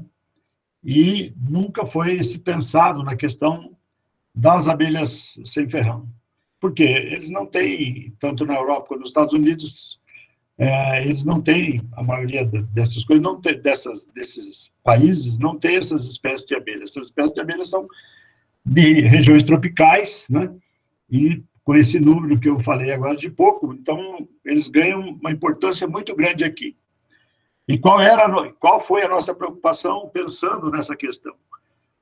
Se a gente usa o modelo, o protocolo de APS para fazer análise de risco, será que esse protocolo, que é feito para APS, ele dá uma cobertura segura para as abelhas sem ferrão, para as nossas abelhas? Ele também cobre esse risco das nossas abelhas em relação à contaminação pelos agrotóxicos? Essa é a grande questão que nós levantamos, não é? Bom, ficamos sempre na dúvida, fizemos vários trabalhos nessa direção, mas não tínhamos uma resposta disso. Então, esse projeto tem como, principalmente, esse objetivo, da gente tentar ver se da gente desenvolver uma metodologia, desenvolver um protocolo para abelha sem ferrão, tanto para larva como para adultos, né? E que possa, pelo menos, dar um direcionamento para a gente. Olha, não precisa fazer para as abelhas sem ferrão. O que tem para apis é suficiente para dar uma segurança muito grande de proteção às abelhas sem ferrão. Ou não. Olha, o de apis não atende às abelhas sem ferrão, então tem que ter um protocolo para abelhas sem ferrão. Tá? Essa foi a grande questão que nós nos deparamos. Vocês estão vendo aqui esse manual que está aqui, que foi publicado pelo IBAMA em 2017, que é o Manual de Avaliação de Risco para apis. Vale aqui agora para o Brasil. Nós não tínhamos isso até 2017. Mas isso foi publicado em 2017. A partir de 2017, qualquer ingrediente ativo, qualquer molécula de agrotóxico que for nova, hein, que for entrar no país, tem que passar por este manual aqui para análise de risco. Então, é uma análise de risco, é um manual que ele é muito mais complexo do que a análise que era feita anteriormente. Anteriormente era feita só um DL50 e classificado em 4 moderadamente tóxico, altamente tóxico, só isso, nada mais. Agora não, agora é uma fase toda faseada, né, que a gente chama de faseados, e que a molécula, por exemplo, vai para testes in vitro, se passar em testes in vitro, vai para a segunda fase e assim por diante. Se não, já nem vai para a segunda fase. Então, é o primeiro modelo do Brasil, né, para todos os organismos, não tem nenhum desses, só tem isso para abelhas. Esse é o primeiro modelo. O IBAMA já está fazendo para animais terrestres e está fazendo para animais aquáticos também. Deve sair uma legislação nessa direção para esses animais. Mas o de abelha é o primeiro modelo no Brasil nesses modos, porque a gente não tinha isso. Isso, a nossa equipe, e quem trabalhou nesse projeto, né, temos uma satisfação muito grande de dizer que foi um grande avanço em termos de análise de risco e proteção para a nossa biodiversidade. Próximo. Bom, sempre lembrando que por que a gente está comparando com a história da Apis mellifera? Ela era uma abelha nativa, né? Foi uma abelha, digamos assim, entre aspas, importada, né, em 1839, para quem não está familiarizado com isso, e, curiosamente, ela veio para o Brasil trazida pelos padres, não para produção de mel, mas para produção de cera para fazer vela, porque os padres queriam fazer vela, e a cera que as abelhas nossas aqui produziam não era uma cera adequada. Então, eles foram buscar essas abelhas na Europa para pegar a cera para fazer vela. Olha o interesse dessa história, né? Então, ela não é uma espécie nativa, e nós temos umas 300, 400 nativas, a gente precisa cuidar das nossas nativas também. Próximo. Bom, aqui, aí, quando a gente pensou nesse projeto, nós nos deparamos com uma outra situação. Como nós temos 300 a 400 espécies, quais dessas espécies seriam representativas, né? Porque não tem como fazer um protocolo para todas. Do tamanho do país, elas têm algumas espécies que só tem no norte, outras só tem no sul, não tem no país inteiro. Então, quais dessas espécies poderiam representar esse modelo para o Brasil inteiro? Seria suficiente uma espécie só? Precisaria de mais de 1, 2, 10? Quais espécies? Antes disso, então, um grupo se juntou, esse trabalho está publicado, né? Quem está lá no site do IBAMA, está disponível lá. Então, nós nos juntamos para fazer uma seleção de espécies de abelhas nativas para avaliação de risco de agrotóxico. O que nós fizemos?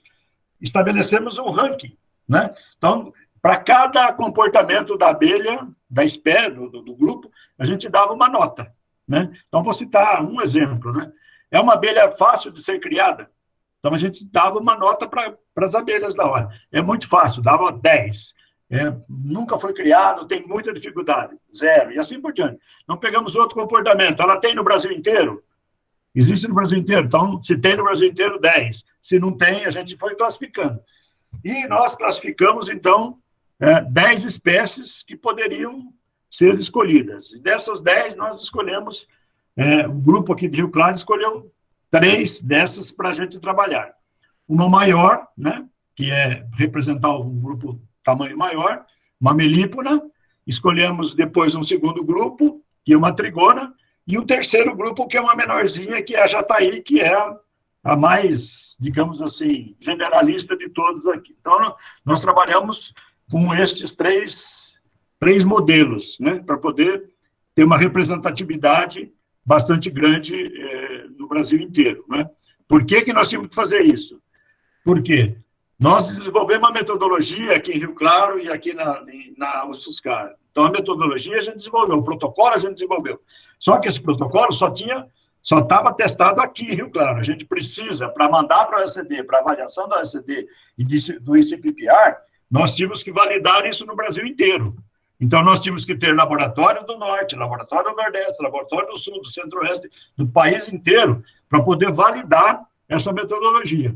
Então, por isso que nós tivemos que fazer essa escolha dessas espécies aí. E elas, então, não foram escolhidas ao acaso, elas têm um ranking.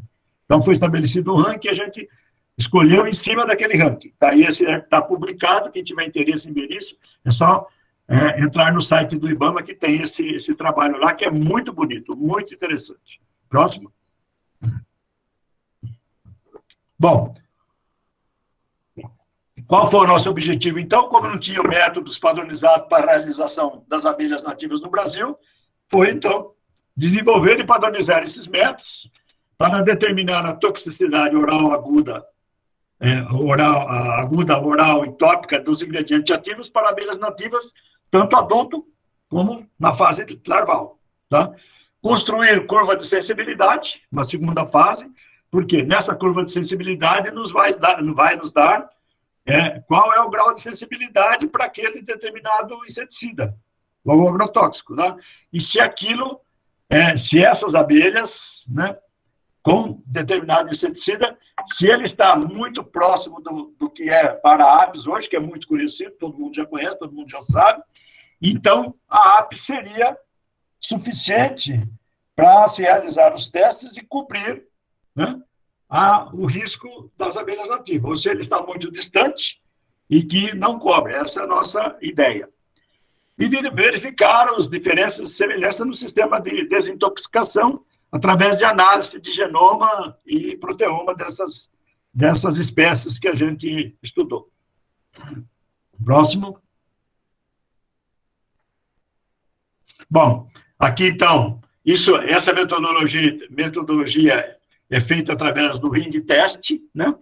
E aqui estão os laboratórios parceiros que a gente conseguiu no estabelecimento do projeto. Então, nós estamos aqui em Rio Claro e Araras, aqui no sul, né, do Brasil, aqui no estado de São Paulo. E aí nós temos um pessoal da Embrapa, temos um pessoal da Embrapa no Pará, temos um pessoal da Embrapa em Brasília, temos a Universidade Federal do Pará, a Universidade do Ceará, Unesp, Rio Claro e Araras, e Sorocaba, aqui no estado de São Paulo, e também a Embrapa Jaguariúna, aqui em São Paulo, e temos a Betina, lá no Rio Grande do Sul, que é também parceira nossa na PUC Rio Grande do Sul. E temos também uma parceria com a Universidade da Holanda, né, e que nos dá toda a parte de cobertura junto ao ICPPR, para que a gente tenha eles como consultores, para que a gente faça um trabalho adequado e que a gente não perca tempo nisso com os nossos dados, né? O trabalho também, o projeto também permitia uma parceria com empresas, laboratórios privados, né? Então, nós tivemos a participação do laboratório da Eurofins AgroScience, que fica em Indaiatuba, né, para poder colaborar no projeto. Próximo. Eu já queria agradecer esses parceiros nossos que eu listei aí, tá? Antecipadamente, porque a participação deles no projeto é extremamente importante. Então, quando nós padronizamos o método, até, só para ter uma ideia disso, né? Até os furos, o tamanho dos furos do Eppendorf, que a gente usou na alimentação, nós tivemos que padronizar, e o tamanho da seringa que ia fazer o furo. Então, até isso nós tivemos que fazer. Então, todinho padronizado, tá? Próximo.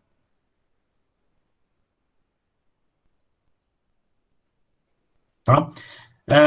Essa padronização anterior que eu falei foi feito, nós fizemos uma chamada pública aqui em janeiro de 2019, com 80 instituições, 85 instituições inscritas, onde nós apresentamos o projeto e demos um primeiro treinamento para todo mundo, isso de universidade, quem quisesse participar, de empresas privadas, de empresas prestadoras de serviço, de empresas produtoras de agrotóxicos, todo mundo era livre, quem quisesse participar. Teve 85 participantes em janeiro de 2019. Próximo. Aqui, então, umas fotos do treinamento, essa professora Carmen, que deve estar por aí, né, fazendo o treinamento, foi bastante interessante. Próximo. Esse aqui é o laboratório da Unesp de Rio Claro, tá?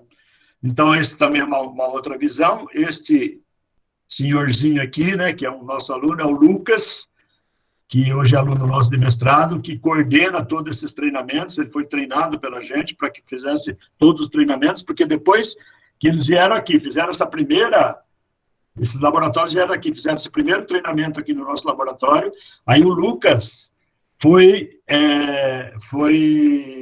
para cada laboratório, tá certo? Do nosso grupo todinho aí, desses que participam do projeto, ficar uma semana em cada laboratório para dar o treinamento presencial lá em cada laboratório. Para isso, nós fizemos um kit do material que ia precisar e mandamos um kit para cada laboratório. Então, todo laboratório recebeu o mesmo kit, né, que nós trabalhamos aqui, para não ter nenhuma variabilidade. Então, tudo foi adquirido por Rio Claro, comprado por Rio Claro e aqui Araras. Padronizamos tudo, fizemos o kit, e cada laboratório, então, recebe um kit igual a este. Próximo. Tá? Então, os membros, né? Eu aqui, a Roberta em Araras, Elaine em Sorocaba, a Maria Imaculada da APTA Piracicaba, o Stefan em Lavras, tinha esquecido de citar o Stefan, o Cristiano lá em Jaguariúna, o Felipe na Universidade do Pará, Carmen em Brasília, Betina em Porto Alegre, o Zé Everton em Fortaleza e a Eurofins AgroScience. E aqui as empresas privadas que também participaram dos treinamentos iniciais. Dessas, algumas desistiram e outras continuam no projeto. Próximo.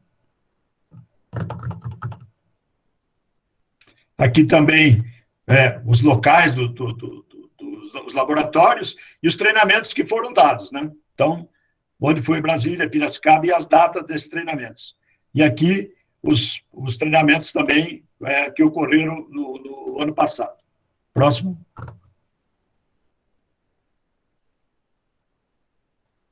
O kit que nós enviamos, até os copos plásticos que nós usamos, os frascos plásticos que nós usamos, os Eppendorf, tudo comprado por aqui e mandado para lá, até os vidros, tudo direitinho, para não haver nenhuma discrepância nos nossos resultados. Próximo. Bem, a gente só falou de coisa boa, né? Agora, qual foi o problema que nós tivemos? Foi razoavelmente sério, mas já está resolvido. A questão do ingrediente ativo que nós temos que usar nos testes. Nós temos que usar o ingrediente ativo, né, a molécula de metoato, porque ela foi estabelecida pela OECD como molécula representativa de qualquer teste. Então, qualquer teste que é feito para análise de risco, para abelha, seja apis ou qualquer outro, tem que ser usado de metoato. Você não pode usar uma outra molécula, tá? Por que o dimetoato? Porque ele é considerado, pelos especialistas, uma das moléculas mais estáveis, né? Infelizmente, quando a gente começou o projeto em 2019, começamos a trabalhar no projeto, esse produto teve um problema de proibição de circulação aqui no Brasil, mesmo para pesquisa. Então, a gente não conseguia comprar o produto mais, nem importar, estava proibido de importação. Foi muito difícil, a gente tentou FAPESP, tentou CNPq, tentou outros caminhos, a gente não conseguia importar. Nós ficamos aí quase 8 meses tentando importar esse produto para que a gente pudesse tirar as alíquotas e mandar para cada laboratório para fazer o teste. Então, as alíquotas têm que sair sempre também do mesmo lote, não pode ter nem variação de lote. Eu não posso comprar um lote em setembro e depois usar um outro lote que eu comprei em maio. Tem que ser o mesmo lote. Então, essa foi a grande dificuldade, né? A segunda dificuldade, quando a gente estava resolvendo isso, foi em janeiro que a gente terminou os treinamentos, que a gente já estava bem encaminhado para isso, para começar a passar para os laboratórios, para que eles produzissem os dados, a replicabilidade lá dos testes nos laboratórios deles, para nos mandar os dados para a gente fazer análise, entrou, e a gente não tinha conseguido o dimetoato ainda, aí entrou a história da pandemia. Então, travou tudo. Nesse intervalo de tempo, enquanto aconteceu a pandemia, a gente conseguiu resolver o problema do dimetoato, a gente conseguiu comprar o dimetoato, não foi comprado por baixo do pano, nada, a gente comprou legalmente, tranquilo, tá? Pode ficar sossegado. A gente conseguiu uma solução legal para adquirir o dimetoato, então hoje a gente já está com o dimetoato, né? Só estamos esperando nesse momento o término dessa questão da pandemia para a gente retomar os testes, né, para a gente retomar o projeto, tá bom? Próximo.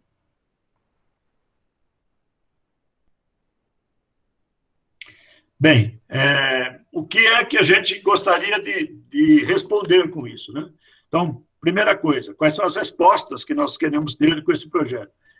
Os protocolos, né, que a gente desenvolveu são viáveis para as espécies brasileiras, larvas e adultas? Né? Aquele protocolo que a gente desenvolveu antes desse projeto, eles são viáveis. Segundo, a gente consegue padronizar para o Brasil um protocolo para as nossas abelhas, né, para as nossas condições, e a gente consegue que seja avaliado, evidentemente, pelo IBAMA, pelo Inmetro aqui no Brasil, e depois aceito pelo ICPPR e pela OECD, e passa a ser um protocolo internacional. Tá? Então, essa é uma segunda resposta que a gente tem que dar quando terminar o projeto. Estabelecer aquela curva de sensibilidade que eu falei, né, para inseticidas e comparar com apis, e ver o quão protetivo é a análise de risco feito para apis para as abelhas sem ferrão. Se o que estabelece o protocolo de apis não consegue proteger as abelhas sem ferrão, então a gente vai insistir muito que esse protocolo que a gente desenvolveu, que a gente testou, seja aceito e que passe a ser legislação aqui no Brasil, tá certo? Então, e gerar também o genoma das espécies, né, para abrir pesquisas na área molecular envolvendo a questão dos agrotóxicos, a questão das sensibilidade dessas abelhas ou da maior toxicidade dessas abelhas. Então, isso é extremamente importante a gente estar fazendo essa parte molecular, envolvendo essa parte molecular. E, por último, que é o grande finale dessa questão, se esse resultado que a gente está pensando, se esses protocolos realmente forem viáveis, se isso for tudo bem estabelecido, for aceito aqui no Brasil, for aceito internacionalmente, a gente vai subsidiar as agências públicas, né, tipo IBAMA, que é extremamente importante, né, o próprio MAPA, que é extremamente importante, as agências reguladoras, para que a gente possa ter mais um caminho, fortalecer mais ainda os nossos dados científicos para a análise de risco e proteção das nossas abelhas. Então, acho que esse é um projeto, considero um projeto muito interessante, fantástico do ponto de vista de caminhar em termos de legislação. A gente já fez, como eu relatei lá atrás, aquele primeiro para a APES, se a gente houver a necessidade, né, se a APES não der a cobertura para as abelhas sem ferrão, e a gente acha que realmente não vai dar, que a gente vai precisar mesmo desses protocolos. Se a gente conseguir desenvolver esses protocolos, estabelecer isso como legislação brasileira e como legislação internacional, vai ser um grande avanço. Então, eu queria, finalizando, aproveitando para agradecer todo esse pessoal que está aqui nesse slide, né, que tem uma participação extremamente grande do projeto nosso e no projeto como um todo, desse edital do CNPq. Agradecer particularmente a Roberta e toda a equipe dela e os meus alunos por terem ajudado muito nesse projeto, né, que eu acho que é extremamente importante. Eu queria até, como ela é mediadora, ela está com o microfone na mão, falar para a Roberta se ela quiser acrescentar alguma coisa aí no que eu falei, se eu esqueci alguma coisa. Bom, obrigada, Malaspina. Na verdade, eu queria, mas a gente não tem tempo, porque a gente está mega atrasado. Então, numa outra oportunidade, talvez se a gente tiver, eu posso falar. A única coisa que eu queria colocar é que esse protocolo, quando Malaspina fala da questão do ICPPR e da OECD, são duas organizações. O ICPPR é a Comissão Internacional para as Relações Planta-Polinizador, e a OECD, que a gente fala, mas que é a OCDE no Brasil, que é a Organização para a Cooperação e Desenvolvimento Econômico, que são quem, vamos dizer assim, ditas regras, eles padronizam, participam do processo de padronização internacional dos protocolos, e a OCDE oficializa e registra os protocolos que os países que são signatários vão seguir. E hoje, nós estamos já dentro dessas duas organizações. Este projeto nosso, ele já está registrado e eu sou a coordenadora dentro do SPPR de um subgrupo que é destinado só para abelha sem ferrão. Então, eu tenho participado das reuniões, o Malaspina faz parte também desse subgrupo, então a gente já está cadastrado neles. Está bem rapidinho, tinha outras coisas, mas a gente está com tempo para fazer uma pergunta. Eu tenho, na verdade, não são muitas, algumas perguntas já foram respondidas, o Geraldo foi respondendo pelo chat. E aí eu queria fazer uma pergunta mais relevante para cada um e gostaria de solicitar para os participantes que, se puderem entrar no chat e responder as outras. Não são muitas, tá? Então, por isso que eu vou diminuir um pouco. Vou pela ordem de apresentação. Para a Ana Sade, o participante Ramon Ramos. Ramon, essa pergunta não é só sua. Ana, existe previsão para a proposta de uma nova chamada? Ramon, essa pergunta não é só sua, não. Essa pergunta é de todo mundo. Na verdade, assim, essa foi uma parceria público-privada bastante positiva para todos nós, como eu já disse para vocês, para todas as entidades que participaram. Nós estamos discutindo com os parceiros dos associados da abelha a importância de continuar essa ação. Consideramos muito importante, estamos discutindo, e também com os parceiros do governo, para agregar outras entidades do governo, porque isso é mais importante. A gente precisa dar respostas científicas às várias gaps de conhecimento, às várias lacunas que estão por aí. Aguardem. Assim que tiver boas notícias, a gente comunica a todo mundo. Ótimo, venha só com as boas. Para o próximo, Ayrton, tem uma pergunta de Charles Santos. Eu já vi que ninhos fracos de bombos têm cheiro diferente dos ninhos fortes e que isso facilita a detecção de parasitismo por cítiros. Um mecanismo químico parecido poderia ocorrer entre abelhas sem ferrão e florídeos? É uma pergunta bastante difícil, porque, na verdade, não é se o cheiro é forte ou não. Depende das moléculas ali que estão envolvidas na interação, né? O cheiro para a gente, né, o cheiro para o ser humano, ele é muito diferente da forma que uma abelha ou uma mosca entende os odores. Então, não é tão simples quanto aparentemente parece, né? Então, depende de uma quantidade de variáveis muito grande. No caso específico de bombos, né, existem vários estudos a respeito disso, com odores de bombos, odores da cutícula do bombos, etc., mas não são cheiros que são detectáveis pelos seres humanos. São odores muito peculiares de cada espécie. Então, a gente teria que ver especificamente nesse caso específico, o que é que está ocorrendo. No caso de abelhas sem ferrão, né, o principal odor atrativo é esses odores acéticos, né, esses odores produzidos pela massa polínica, né? Então, são odores produzidos por bactérias, leveduras e fungos que estão em associação com as abelhas, mas também tem álcools também importantes, o próprio ácido acético e outras moléculas, né, de baixo peso molecular que são muito voláteis e que estão na interação aí com os florídeos. Próximo apresentador foi o Geraldo. O Geraldo já respondeu todas no chat, mas eu gostaria de recolocar uma aqui que eu acho importante, que foi feito pela Carmen Pires, e nem todo mundo leu o chat. Geraldo, você atribui a que fatores a falta de participação dos criadores de abelhas nesse tipo de projeto que vocês estão conduzindo?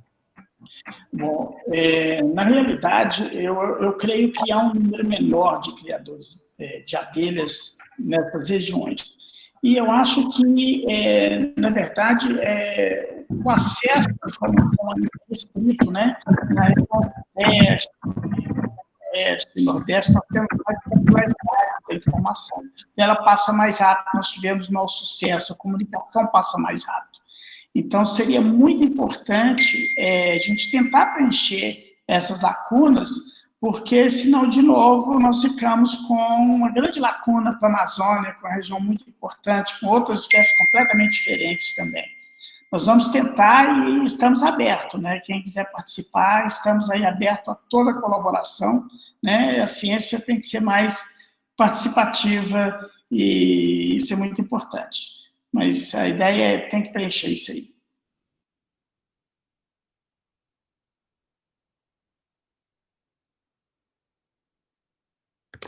Tá sem som, Roberta. Obrigada, querida. Acho que ele desligou sozinho. Tenho aqui várias perguntas para o Eduardo, depois se você puder acessar o chat também, gente também querendo trabalhar contigo, o pessoal ficou animado. Mas eu vou fazer uma pergunta, eu acho que tem duas que se conectam, que seria o seguinte, que também é do Ramon Ramos.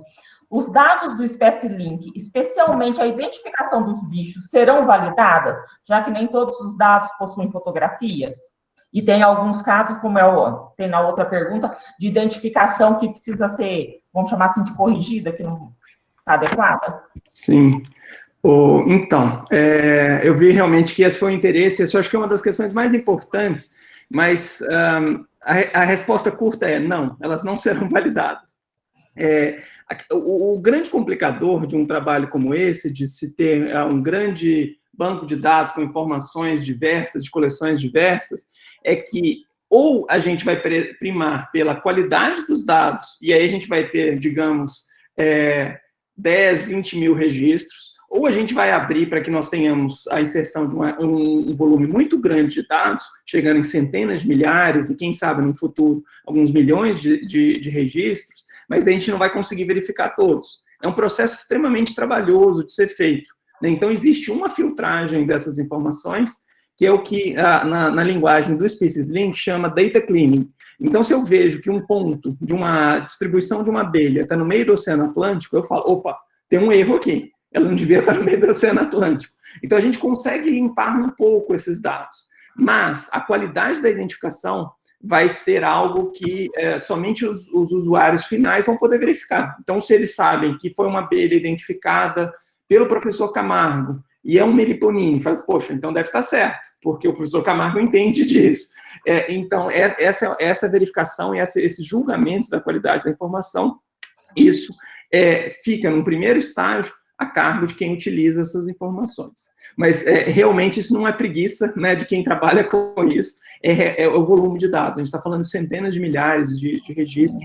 Isso é muito difícil, mas, com o tempo, né, o progresso da ciência leva à melhoria da qualidade dessas informações. Mas é isso. Muito obrigado pelo interesse, gente. Obrigada, Eduardo. Ana, por favor, abre sua câmera, que a gente está tirando foto da tela com os apresentadores. O último apresentador foi o Malaspina, e eu tenho aqui algumas perguntas para o Malaspina, mas duas delas são feitas por colegas nossos do projeto. Então, eu vou optar por fazer a pergunta da Blanche Viana, que não faz parte dos projetos. Então, os protocolos que estão sendo desenvolvidos são apenas para os testes em laboratório ou também incluem testes de campo? Os resultados dos testes de laboratório podem ser extrapolados? Qual o grau de confiança? O Blanche, por enquanto, nós estamos só na fase de laboratório, né? Que já é um trabalho imenso, né?